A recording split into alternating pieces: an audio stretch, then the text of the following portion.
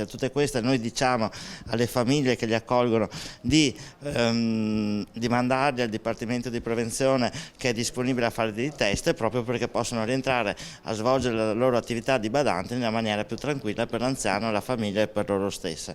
Lancia un appello alle badanti e a chi le ospita il direttore generale dell'ULSS 4 del Veneto Orientale Carlo Bramezza. Sono loro attualmente le persone più esposte al virus, così come più in generale gli stranieri. A dirlo sono i numeri della curva epidemiologica di luglio. Su 70 casi da inizio mese, 61 arrivano da oltreconfine, tra loro i migranti della Croce Rossa di Jesolo e il cluster già segnalato dei bengalesi. Diciamo che la situazione è assolutamente sotto controllo.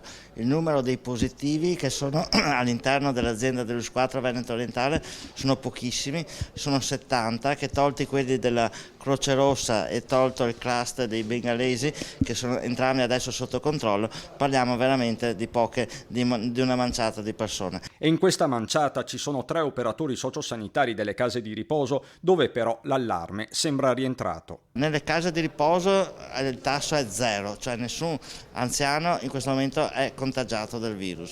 Abbiamo 3 casi di 3 operatori addetti all'assistenza dipendenti di queste strutture che si sono ripositivizzati e sono stati rimessi in isolamento, ma anche qui la situazione è veramente molto tranquilla. E c'è cauta fiducia anche guardando l'autunno e alla possibile nuova ondata. Per il momento il consiglio è quello di sempre: mascherina e distanziamento sociale, vale per i residenti e a maggior ragione per i turisti che affollano il litorale. Manteniamo queste piccole regole e continueremo a fare una bella vacanza nel mare della costa del Veneto orientale.